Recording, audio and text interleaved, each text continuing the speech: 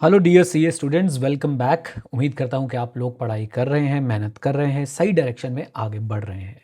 आज मैं आप लोगों से चर्चा करने वाला हूं आपकी क्राफ्ट के बारे में और आपको क्या करना पड़ेगा अपने क्राफ्ट को इम्प्रूव करने के लिए। राइट, तो तैयार हो जाइए सुनने के लिए और सुन के बैठना है पढ़ने।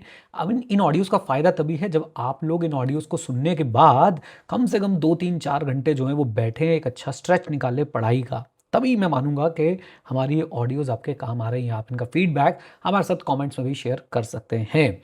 चलिए तो बात करते हैं आज के एपिसोड की, आपके क्राफ्ट की। लेकिन उससे पहले आप लोगों को ज़रूर एक बार मोटिवेट करूंगा कि आप लोग चाहें तो 5 डे चैलेंज ले सकते हैं ऑडिट का। सी A intermediate, C A final, दोनों के 5 डे चैलेंजेस अवेलेबल हैं mocktestpapers.com पे। वहाँ पे प्रैक्टिस प्लेटफॉर्म भी है, वहाँ पे मॉक टेस्ट भी है, बहुत सारी चीज़ें वहाँ पे आपके लिए। एक बार mocktestpapers.com ज़रूर विजिट करें और चेकआउट करें वहाँ पे क्या क्या आपके लिए अवेलेबल है। Now let's talk about your craft. Craft मतलब आपकी कला। आंसर राइटिंग, जब आप लोग सीए के एग्जाम्स लिख रहे होते हैं तो उसमें आंसर राइटिंग जो है ना, एक कला है, क्राफ्ट है। और आपको बस एक काम करना है, over a period of time आपको अपनी उस कला को सुधारना है। और कला को सुधारने में, क्राफ्ट को सुधारने में समय लगता है। It takes time. Right, problem ये है कि आपके उस क्राफ्ट का ना एग्जामिनेशन भी होने वाला है। और आप कर क्या रहे हैं, आप कॉन्सेप्ट पढ़ते हैं, आप उसके बाद जो है हो सकता है कि उसे बोल के भी देख लेते हो सकता है आप रिवीजन वीडियो सुन लेते हो। लेकिन क्या आप लिख के देख रहे हैं? स्पेसिफिकली ऑडिटिंग में, स्ट्रैटेजिक मैनेजमेंट में क्या आप लोग राइटिंग प्रैक्टिस कर रहे हैं? अगर हाँ, तो आप अपनी क्राफ्ट को समय दे रहे हैं और आपकी क्राफ्ट धीरे धीरे सुधरेगी।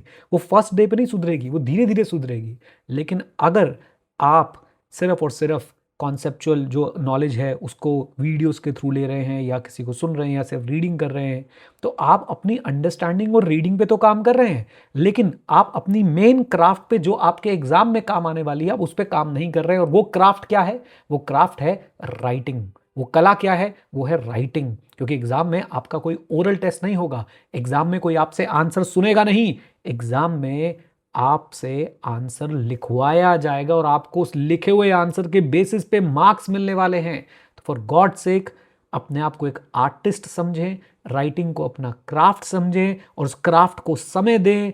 पागलों की तरह सिर्फ और सिर्फ रीडिंग और अंडरस्टैंडिंग में टाइम ना लगाएं, वो दोनों ज़रूरी हैं, लेकिन अल्टीमेटली आपको मार्क्स, आंसर्स लिखने के मिलने हैं, तो लिखने को भी पूरा समय दें और राइटिंग प्रैक्टिस ज़रूर करें। आप एग्ज़ाम के बाद गिल्ट में नहीं होने चाहिए कि काश राइटिंग प्रैक्टिस कर ली होती। एंड बिलीव मी, मैं बच्चों की राइटिंग प्रैक्टिस आजकल हम लोग कर रहे हैं साथ बैठ के। जब मैं आंसर्स देखता हूँ, कुछ बच्चे बहुत अच्छा आंसर लिख रहे हैं, पहले तो मैं थैंक यू बोलना चाहूँगा, कॉन्ग्रेचुलेट करना चाहूँगा उन बच्चों को जो राइटिंग प्रैक्टिस सेशंस में आ रहे हैं। वो बच्चे बहुत ही बढ़िया जो रेगुलरली आ रहे हैं, उनमें से काफ़ी बच्चे क्या, मुझे लगता है अराउंड 80-90% बच्चे अपने आंसर्स लिख के मुझे तुरंत चैट में भी भेजते हैं, जूम चैट में। पहले तो ये बहुत अच्छा लगता है कि 80-90% बच्चे जो है वो अपने आंसर्स भेज रहे हैं।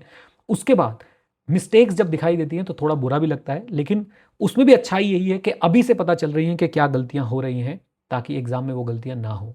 राइट, वो अपनी क्राफ्ट सुधार रहे हैं, धीरे धीरे सुधार रहे हैं।